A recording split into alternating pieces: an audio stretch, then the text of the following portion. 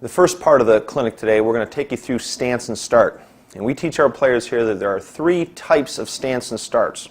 The first one, which we're going to take you through first, is called a power stance. That's a stance that our players will use on first down or obvious run downs. The second type of stance, which we'll take you through a little bit later, is a speed stance, one that's used on third down or obvious passing situations. And finally, we do teach our players what we call a read stance, a much more balanced stance, which is usually used when you're going to execute some type of a twist with an adjacent defensive lineman. When we talk about this power stance, the first thing we talk about is setting our feet. And in a minute here, we're going to show you our players demonstrating this and the drills that we use to work on these fundamentals.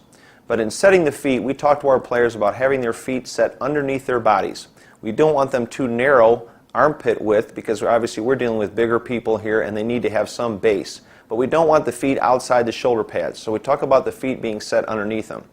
We talk about a toe to instep stagger. We definitely want to have a stagger in our stance. We don't want our feet to be parallel. The next thing we talk about in our stance is we want to make sure that we're screwing that up foot in the ground. Even though we're going to push off the ground with both feet, we definitely don't want a false step with our up foot. When we teach our players to get in their stance, we talk to them about dropping down to a elbow on knee position, a squatted, seated position. And when they do that, they're going to create power angles between their ankles and their knees and their hips. And we want them to maintain those power angles as they get into their stance. The next thing we talk about in their stance is putting their hand down. And we always put our inside hand down, which is the one closest to the ball. So we tell our players to reach out with their down hand and get it out in front of their face in their stance. We don't want the hand directly down from the breastplate underneath them. We want the hand extended out in front of them because we want to put weight on that hand since we're going to charge out of our stance when we're executing a power stance.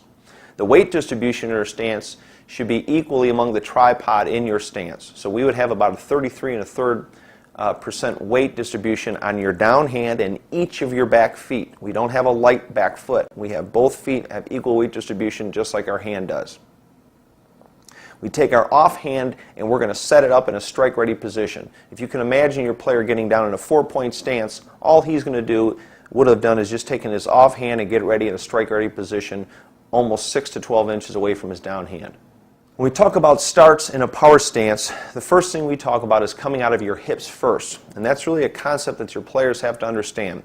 Most players will think that the first thing you do in your stance is that you step forward. We don't teach that. We want our players to push off the ground with both of their feet and to begin to extend their ankles, knees, and hips across the line of scrimmage as they propel their hat and their hands across the line of scrimmage. So the first concept your players need to understand is hips first. The second idea we talk about is coming out of your stance in a flat back. You don't want your players to elevate their helmets and shoulder pads as they come across the line of scrimmage. It's important that they maintain the flat back posture that they have in their stance.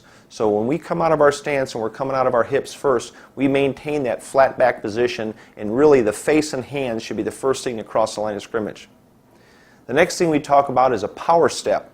We do have a stagger, we have a back foot, and we all understand that as we come out of our stance, naturally that back foot should step first to come up almost parallel or slightly ahead of the original up foot. But we don't want to overstride when we're in a power stance.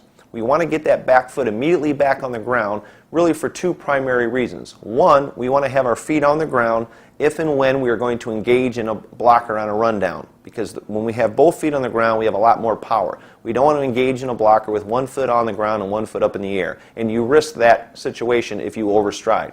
The second thing we want to do by getting that power step right back down on the ground, it puts us in a position to react horizontally to the lateral blocks that we most frequently get.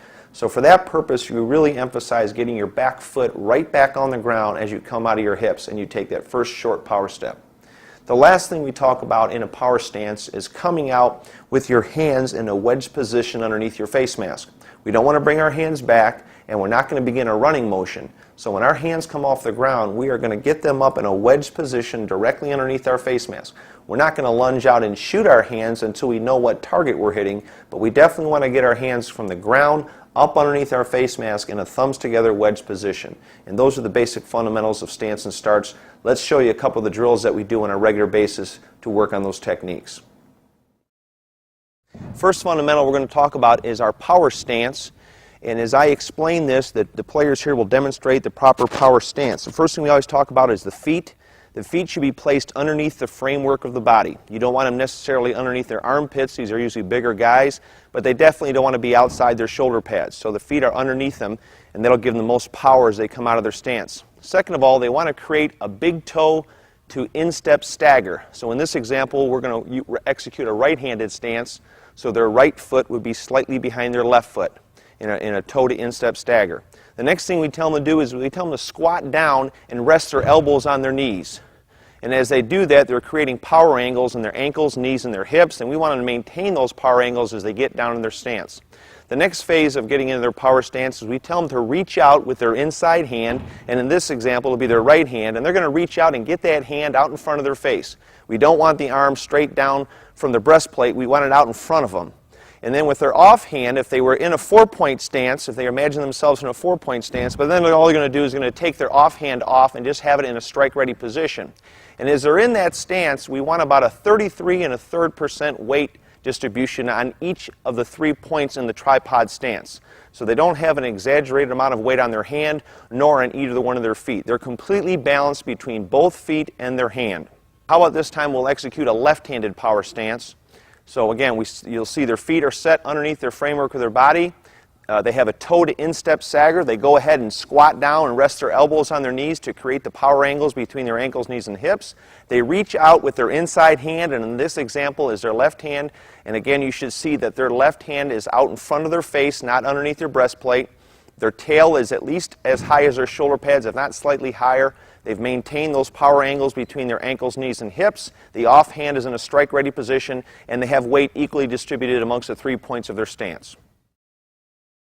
So here we go, we're working on a power stance, and let's do this, Norman. Why don't you put your left toe up on the line, your left toe up on the line. And what that'll be able to do is we'll be able to measure your power step and make sure you're not overstriding with your back foot. So he's in a good power stance.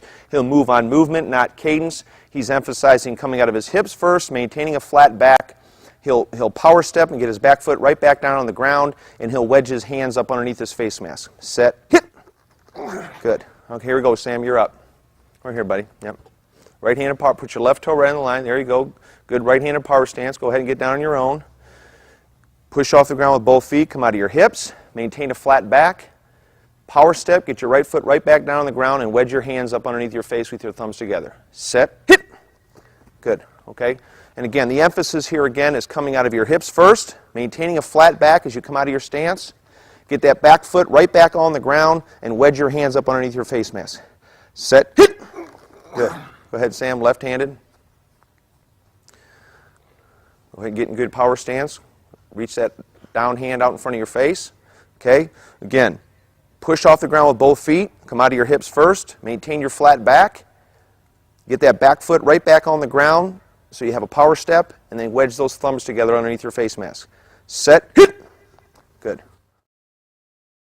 In the next drill, we're going to put our players through the chute and just continue with the stance and start fundamentals. The one thing about the chutes is it's really going to force the guys to keep a flat back. Otherwise, they'll hit their head on the overhead bar, and obviously that's a measuring stick whether or not they're keeping a flat back. The reason we always work off of lines is because it helps the players know and the coaches know whether or not they are in fact overstriding with their back foot. We want them to get their power step right back on the ground so that they have power if they are in fact engaging in a blocker, or more importantly, they can react horizontally to any type of lateral blocks. So the same fundamentals, but again, we're adding the chute to it now, and that emphasizes really coming out in a flat back. Here we go. Set, hit. Good. Go ahead, Sam. Same thing, power stance. Really reach that hand out in front of your face. Push off the ground with both feet and come out of your hips first. Get your power step back on the ground. Thumbs up underneath your face mask. Maintain a flat back. Set, hit.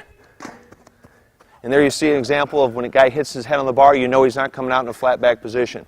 So again, we're just emphasizing pushing off the ground, coming out of your hips, flat back, power step right back on the ground, wedge your thumbs up underneath your face mask. Set, hit, hit. Good. Yep. Come out, not up. Extend your hips across the line. Don't elevate your helmets and shoulder pads.